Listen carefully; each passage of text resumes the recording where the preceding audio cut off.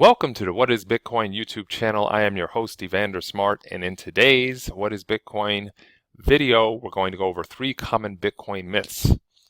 So you may have heard something about Bitcoin in the mainstream media. Chances are it is a myth, or you got half of the truth.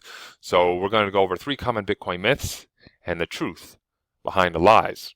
So number 1, we're going to look at myth number 1, Bitcoin is a den of thieves for people who want to do illegal activity.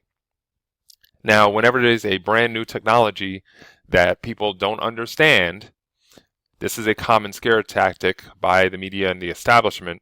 When they don't understand something, they'll put a negative spin on it, either to attract attention or to scare people away from it. So this was used a generation ago against the internet. It's used right now against Bitcoin and also the dark web or the dark net. A lot of people don't have any experience using these things, so whatever the first impression that they get is, they'll put a positive or negative connotation to that. So the media generally takes this opportunity, and whatever they hear, whether it's good or bad, they'll just throw it out there without a real investigation. And if the first thing you hear is something bad went wrong there, then that's what they'll try and put out. So again, this was commonly used against the internet in the 90s and is used against Bitcoin today. But again, that is not necessarily the truth or the case. Now, who is using Bitcoins as of right now?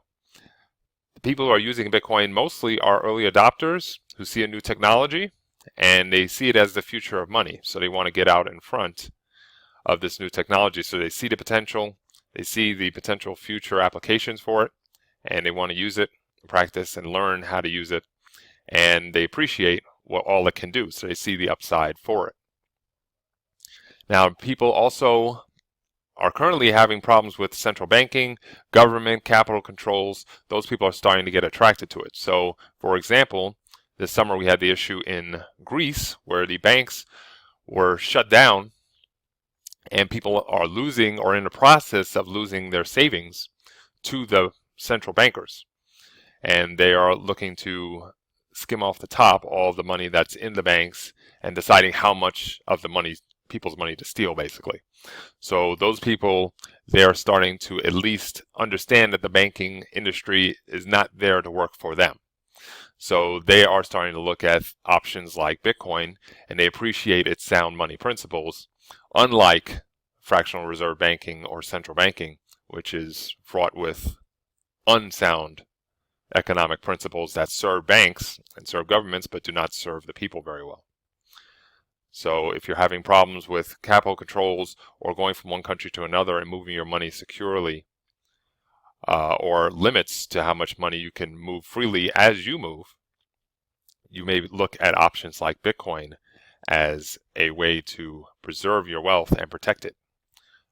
And people who want to invest in something that rises in value. So a lot of people, especially in Western culture, don't necessarily see it as a currency, but they see it as a good investment that has an excellent investment history over the last 7 years. So if you just want to put your money into something that's doing a lot better than your mutual fund or your IRA or gold or silver for that matter, a lot of people are investing in Bitcoin and they see the value in that. And also people who just want to do charitable donations to religions or charities. The United Way starts to accept Bitcoin now. Religions are starting to get access to digital currencies. So it's just another way to bring in funds, so there's no real reason not to accept Bitcoins.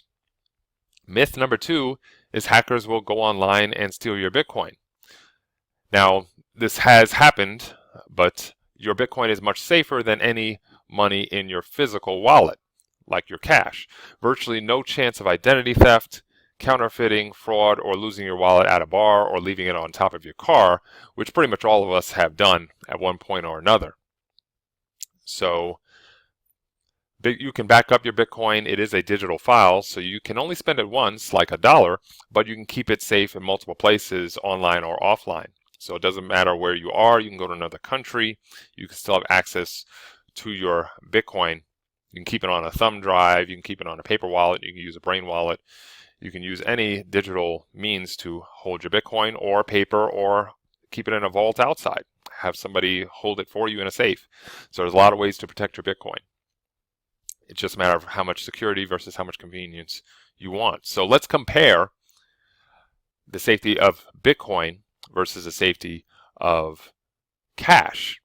So let's say you're at a bar and one person has 2 Bitcoins on their smartphone wallet, and they leave their smartphone at a bar. Now, a lot of people, most people, have a passcode or a PIN that they need to log in to get into the phone once the phone falls into a sleep mode. Let's say the phone didn't fall into sleep mode. Let's say you left your phone behind and somebody grabbed your phone before it went into a sleep mode, which may kick in after 5 minutes or 10 minutes. You can obviously put a passcode or a PIN on your wallet. So if you want access to the wallet, you can make it more secure, put in a PIN number, and you have access to the wallet. Then you can put in another PIN or passcode to send funds out of that wallet. So you can make your phone or your Bitcoin wallet, your mobile wallet, as secure as you want. Just a matter of how much security versus how much convenience you want. But you decide how secure your Bitcoins are. If you do the same thing with a leather wallet with $500 cash in it, leave it at a bar, what are the chances of somebody returning your wallet with that cash inside? Very, very slim. So this kind of illustrates the difference in security measures and the ability to protect your funds if you're using a digital currency versus using cash. Now, there's virtually no chance of identity theft, fake Bitcoins, or fraud when you're using digital currencies. And almost 5%, 1 in 22 Americans have suffered identity theft just from using checks, credit cards, debit cards every year. So every year, there's almost 5% of the population that's going through identity theft. These are things that do not affect people who own Bitcoin. And myth number 3, well, the government will just shut down Bitcoin, so don't have to worry about that, right? Well, that is highly unlikely. Let's look at the internet. We went through this 20, 25 years ago. Look at Al-Qaeda. See how good the government has been at shutting down Al-Qaeda or ISIS or ISIL or whatever they call it. Al-Qaeda has really just changed its name. It hasn't really gone anywhere. And Obamacare, the government has a very poor track record of building websites, controlling information technologies, and working against decentralized networks. IT is not the strength of any government, even a government as powerful as the United States. So I wouldn't worry about that. Their track record shows that they do not have a good record in shutting down advanced information technologies. So just look at history. They wanted to shut down the internet 25 years ago, and how has that gone? They've not done a very good job. Now, Bitcoin does not have a CEO, employees, or a main office or server for a very good reason. The very good reason is that the internet is not centralized and is using that model. Being decentralized, or not having a CEO or a main office or a central server, just like the internet, gives strength to Bitcoin. That's why the internet is so strong. And that's why the internet is able to spread worldwide and is not able to be destroyed or taken down, because it does not have a central core. So the technology and the strength of Bitcoin is at the edges. It can keep growing, and there is no place to attack. Same goes for Bitcoin. So decentralization is really the key. So this will conclude this video lesson. I want to thank you for stopping by and checking out this video. I'll see you on Wednesday. Take care.